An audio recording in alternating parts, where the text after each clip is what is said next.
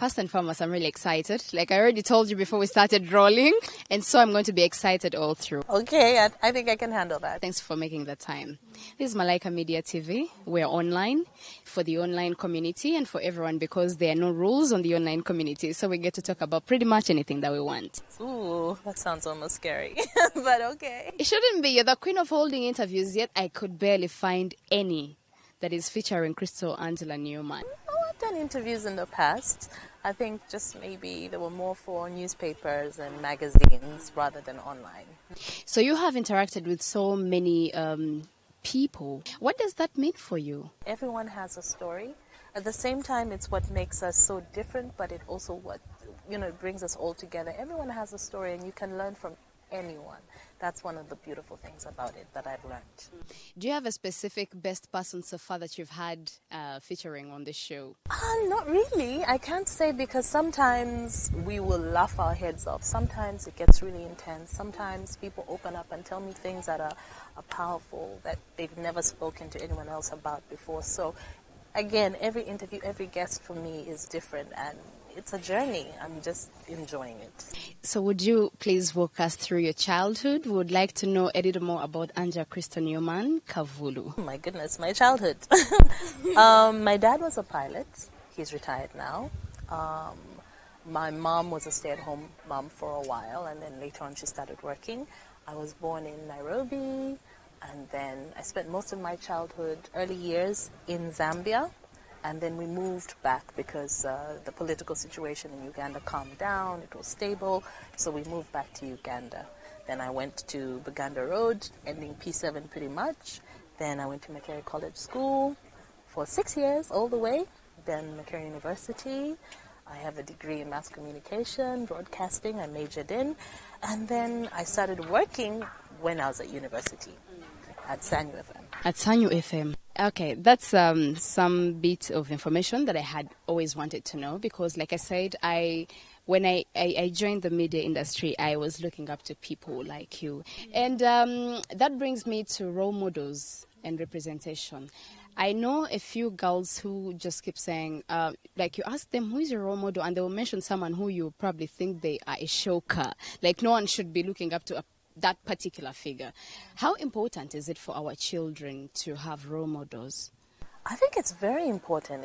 It's super important because number one, it's always like a beacon of hope to show you what you can accomplish. And a child without any kind of inspiration, it's easy for them not to even figure out what they want, because by meeting different people, meeting role models and identifying someone they can relate with, it kind of sets them on their path for where they're going in life.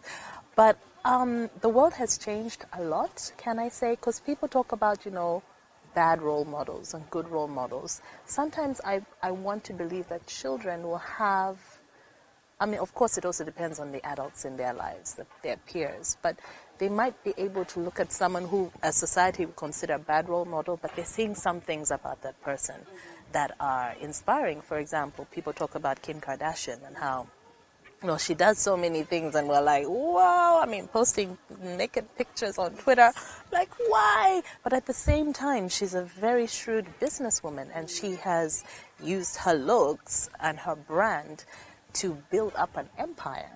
So it's a very tricky one to decide who role models should be, depending on, what your child wants to be as well.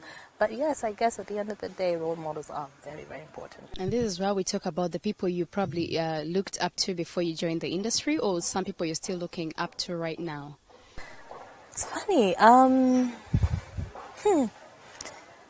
To be honest, I looked up to maybe the people closest to me, like my mother, my older sisters.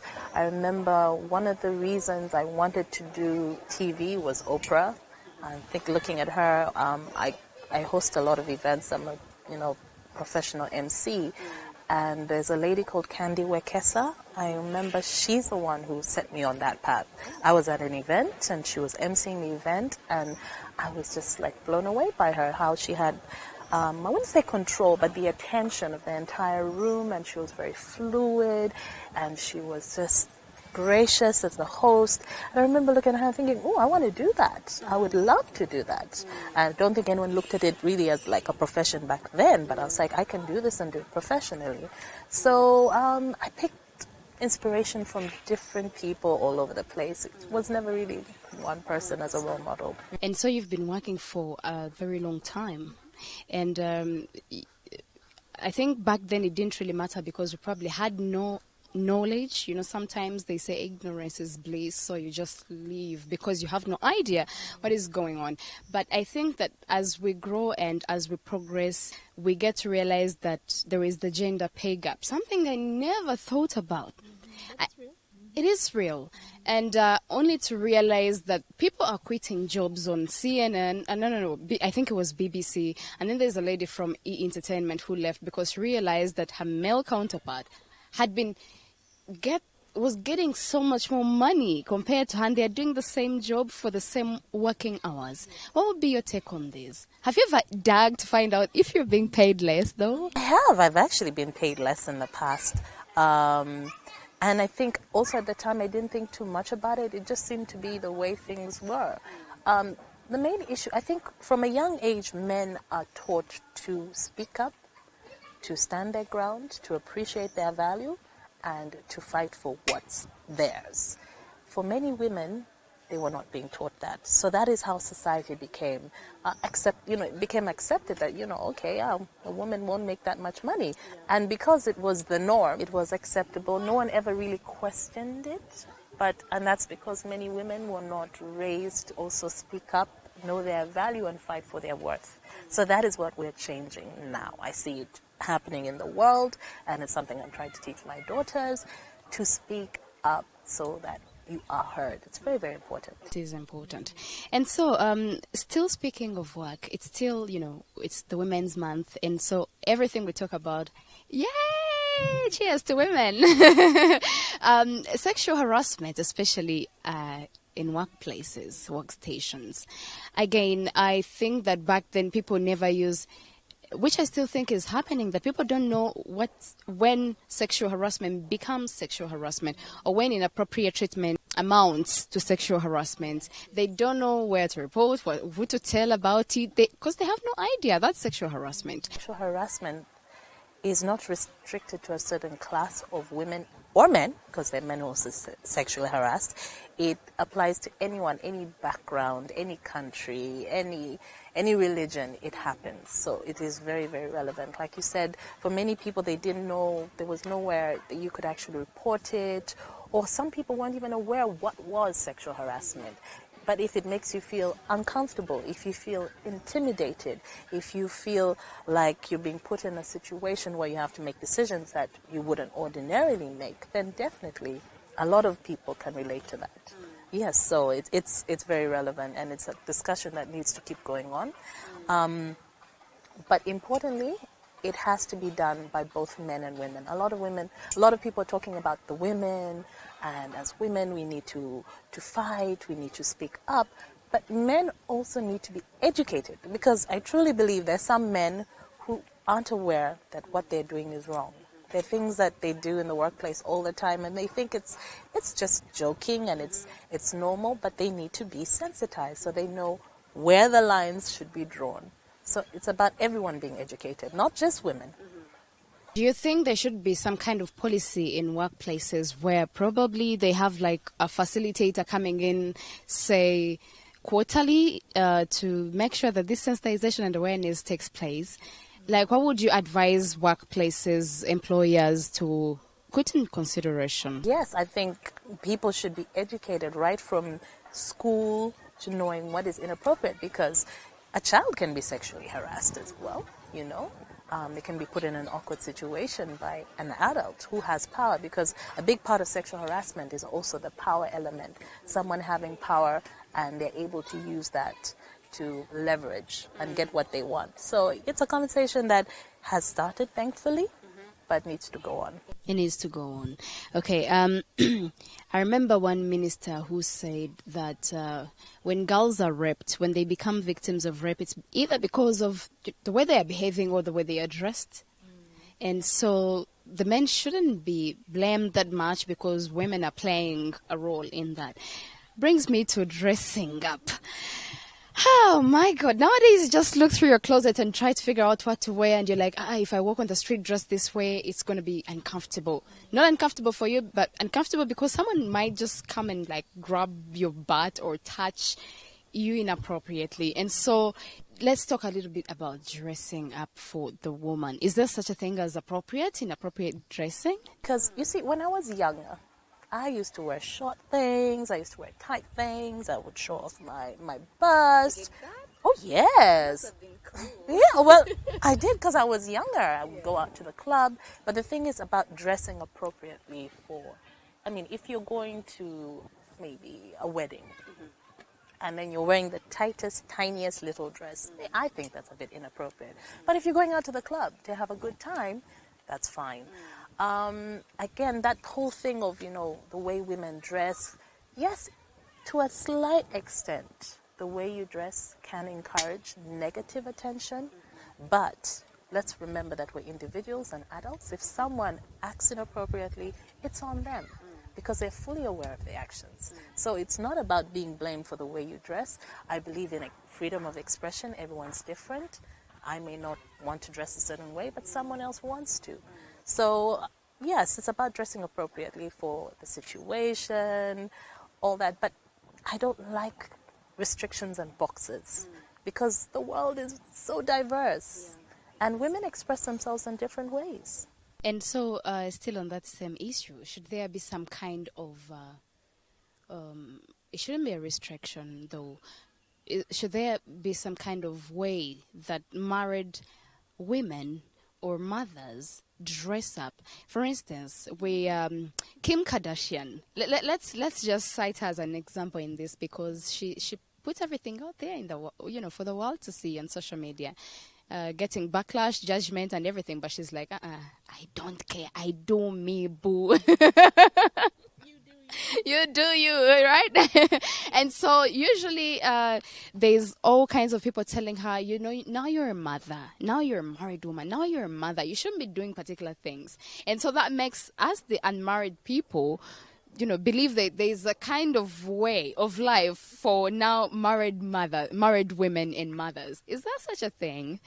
I think people will always judge. People always say you can't do this and you can't do that, but the most important thing is your partner. If your partner is comfortable with the way you dress, but also if he's telling you to wear things to the ground only and cover yourself completely, if it's not for religious reasons, I don't know, then maybe that's not okay. But people, again, Kim Kardashian, her body is essentially her job. Yes. That is her trade. That is her profession. So she is doing what she's supposed to do within that profession. Yes, people say as a married woman, you can't do this, you can't do that. I like to think that it depends, again, on the person. I wouldn't do what Kim Kardashian does, but someone else may not dress the way I do. Once in a while, I'll wear a short dress. I like to wear short dresses. And you rock those. I've seen you in a short dress, and I'm like, oh, she's very smart. But I'm married, and I'm a mother of 3, so because I should not wear short dresses anymore. You should wear the maxis, because African tradition tells you to do that. I'm not okay with that. I'm not okay with that. Beauty standards as women, because God, there's so many things around women and on women. Like everywhere you turn, left, right, center.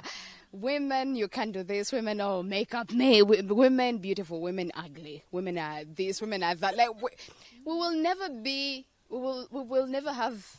It will never be okay for a woman to just be a woman. But the sad part is you're talking about, all the judgment and the criticism. In many cases, it comes from fellow women. Have you received that kind of criticism and hatred from fellow women? I wouldn't say hatred, but criticism, yes. Judgment, yes. I think it happens all the time. I think as women, it's something we have to fight. And one of the easiest ways, I think, to deal with it is exposure and being open-minded and remembering that we're all individuals. So what works for you may not work for me. That same thing. Yes, of course, especially with social media right now, people have access to be mean, to be just downright horrible in some cases. But one of the things I've learned, but personally, is I will not respond. I will not engage. No, I will not engage. I don't have to respond. Okay. If it's something, you can say something about me, that's your right. You can say it, but it's my right whether I want to engage with you, and I won't. Do you ever block people who post negativity on your social media? Rarely, very rarely. The people I'm more likely to block are normally the men who are more like stalkers and harassing you and saying inappropriate things. I'm more likely to block people like that. But I truly believe, everyone has a right to say what they think. I may not like it, but the point is, as long as I'm not going to get into a fight with you, because that's negative energy that I don't need. So I have my boundaries. You can say what you want to say, but I can only control what I will do and what I will say. So I always focus on that. Your children, you have beautiful children. I've been privileged to meet them. They're really nice. Do you ever get to a point where you probably just go back home and while you're resting, you're like, I'm so scared for my children to get onto social media because whereas there are so many opportunities online, it also exposes us to so much danger sometimes. And so do you ever just get to that point where you're like, I'm so scared for my children. If I could, I'll probably never let my kids, join any social media platforms. Well, I know eventually we'll get there, but I'm a pretty strict mom. I'm very strict. My kids don't have phones. They don't have access to the internet unless it's supervised, unless it's with me. I am all about like, today, when we go home, we're going to play badminton. We are going to play soccer. They climb trees. They're constantly building things with Lego. My kids love to read books. So much as the internet is out there, and I know there's so many good things, I know it's not going away. I think sometimes people forget that children need to be children. And sometimes you need to just protect that because they will grow up. They will have access to all these things. But what's the job of you as a parent? You have to try and, cushion them in some ways. There are two different schools of thought. Some people are like, no. They will learn. This is the world they live in. But the same way as a parent, you're not going to let your child go out and play outside in the rain with no clothes on so they get sick. You can also protect them in some ways from some of the harsh aspects of the internet and social media. So I am that mom. My kids are not on social media. They will eventually when they grow up and they're older, and I feel that they're...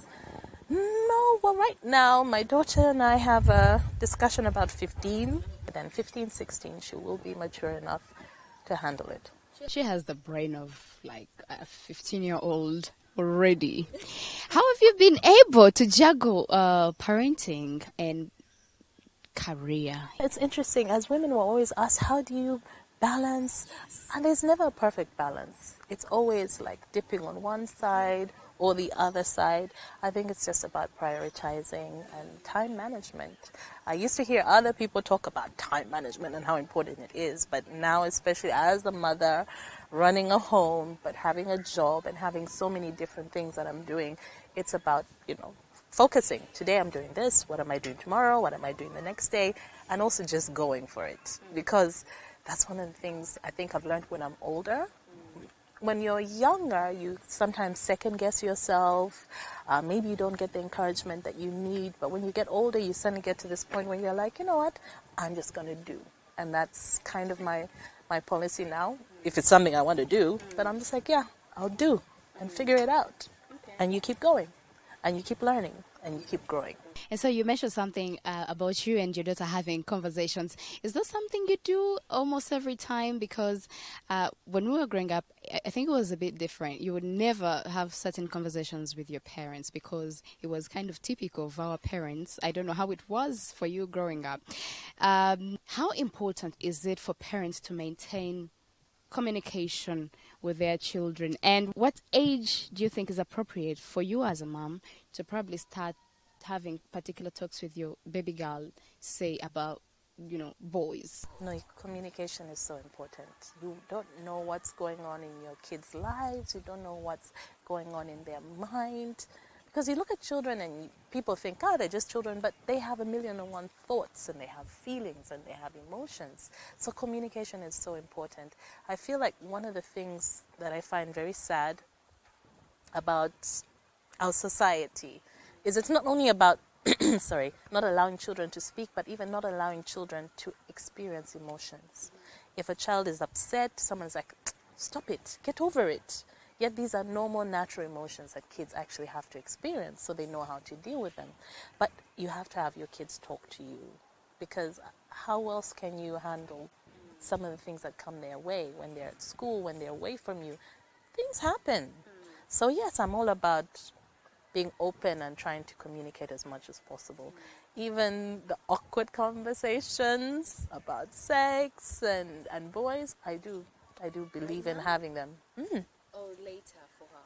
No, I mean different ways. You should start young, because for your little baby boy or little baby girl, they need to know, number one, about the bad touches. You know, that's supposed to be sex education as well, and learn that from school. But they also need to know that, you know, someone should not touch you, someone should not try to see you, you know, when you're naked. If you feel uncomfortable, you have to teach them to be empowered enough to speak up and say, stop it, I don't like that, I'm going to tell on you.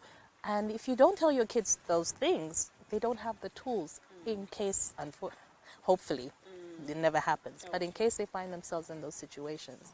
So yes, from a young age, you need to talk to your kids. It needs to be a situation where they can talk to you and ask you highly uncomfortable questions, because I've been there. Okay. But you need to know how to respond appropriately for them to be able to understand. You know, many people are like, why are you asking me that? No. Don't talk to me. Or men will be like, go and talk to your mother. But you just take a second, regroup, and then say, okay. If you have to walk away and be like, then come back again, then calmly address it. Because if your child sees that you can't handle certain things, then they will clam up and they won't share. I kept mentioning that I have baby fever after seeing your children. After seeing your children, I'm like, I have baby fever. But I think there's more to baby fever than just having baby fever. You need to be able to handle a child from, I think most of us just, you know, oh, I'm going to get pregnant, pause for the camera, pause, you know, baby bump, and then we'll begin from there. But I think parenting is much more than what we see. A flashback to 2011, you participated in the Mrs. World pageant. Like, did you think I was going to leave that out? Because it excited me. I remember I was still at university way back, and I remember, you know, reading about it in the news, watching, you know, it made news. What did that mean for you? Well, it was shocking at first. I was like, what? There's a Mrs. World pageant? I didn't even know about it in the beginning. But it was an honor. It was an honor to represent married women, because it was one that embraced women of all ages. There were women who were 60 years old participating from different countries, all the way down to 18-year-olds, and all different kinds of backgrounds. Also, it did not have size restrictions, because clearly I'm not a little woman, I'm a curvy woman. That's a term now, I'm thick. But yeah, I mean, also just to have a platform which is about beauty as well, even though you are more curvaceous and an older woman maybe as well, it was an honor. But also just to represent my country, wow, I never saw it coming. We were proud of you. And so you were also chosen as an ambassador of the Girls Against Drunk Driving campaign by UBL. Yes, alongside other amazing women who I really love, that's Sima and Flavia. How is that like for you? What is the significance of such a campaign fronting women against drunk driving?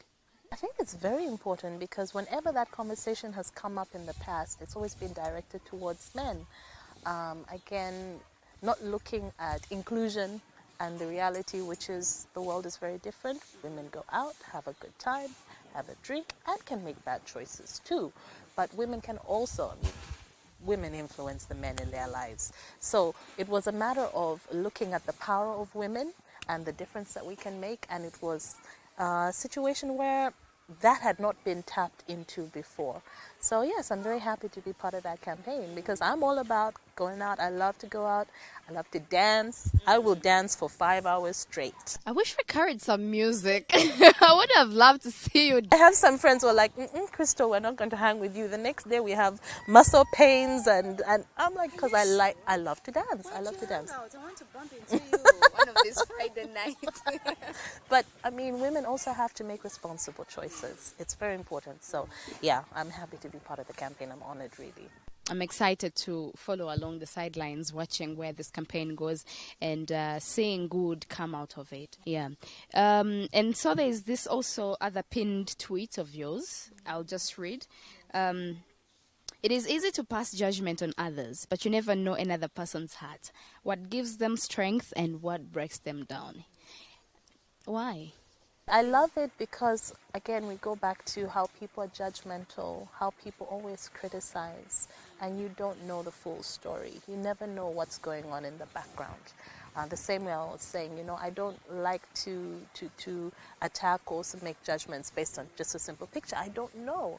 As a journalist, that's something that is very integral for all of us, to know the facts, to get the full story, to know the full picture. And I think in life, people always quick to make those judgments. Oh, how can so-and-so do this? But you don't know why they're doing it. You don't know where they're coming from. So, yes. Stereotypes around women. We are winding up. Have you heard of any disturbing stereotypes, say, that people have about you and about women? Like, we are stereotyped. Everyone is, but there's stereotypes attached to being just a woman. Have you heard of any? Yeah, well, I guess, yes, I did. So many over time. So many. At some point in my life, I was considering being a rally driver because I used to drive. I used to drive really fast, and one of my best friends comes from a family that celebrated family. They're into rallies. So I had a moment where I really used to I'm one of those people. I want to skydive. I like to bungee jump. I like those thrill kinds of experiences. But because I'm a woman, people would be like, or when someone would get in my car, I'm a fast driver, but I'm a very steady driver. I'd have people say, you drive like a man. I'm like, what does that mean, you drive like a man? Then also just being in the public eye right now, there are places I'll go to and people are like, oh, like I'll go down to William Street and people will be like, you mean you come down here? Other people can't be seen here. So those are the stereotypes that make me very uncomfortable because, again, it's trying to put people in boxes.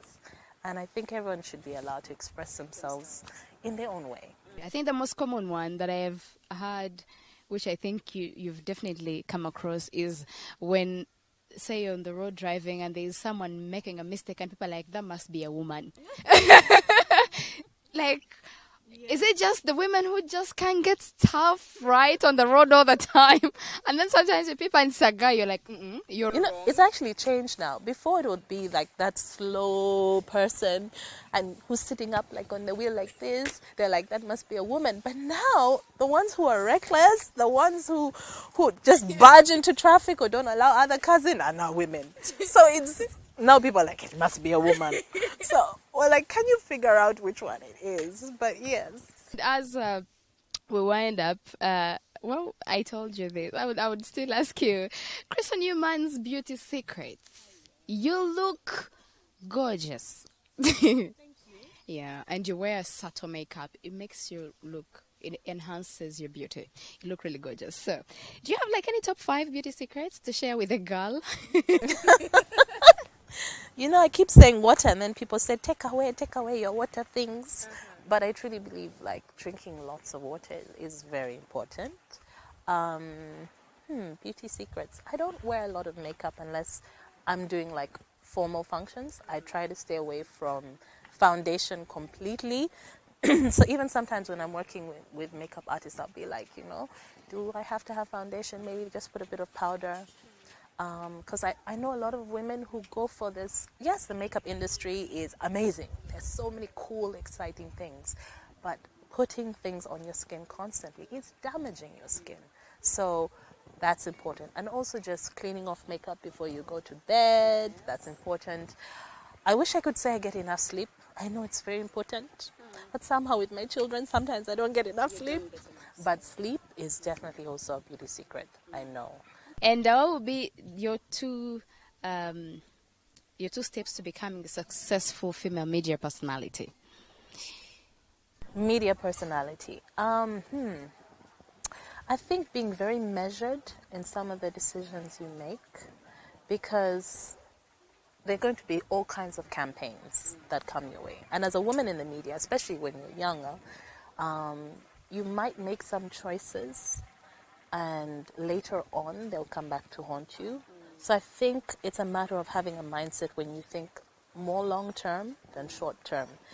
Before you post a certain picture, ask yourself, okay, in 5, 10, 15 years' time, will I be okay with that? Yeah, because if you're working towards something, you have to have some kind of plan, and you have to always keep referring back to where you want to get when you're making choices. And finally, do you have any hidden talents that people haven't been able to see? Hidden talents? I don't know. Do you sing? Yes. I don't sing professionally. Wait. Okay. Professionally. But I sing at home all the time. Can we No.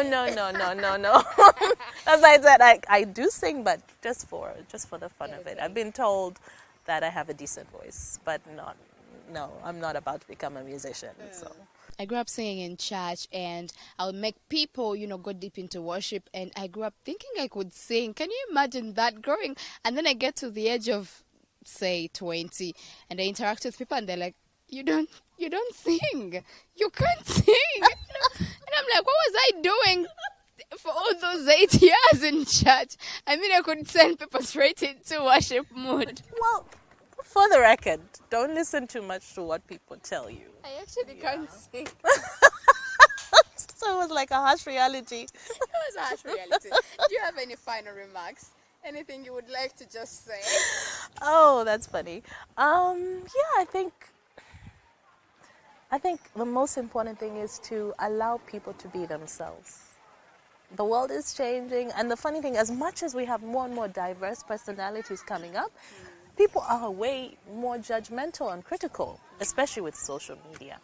But people are different. Just to keep an open mind and and not to pick, and as women, I think we need to build each other up.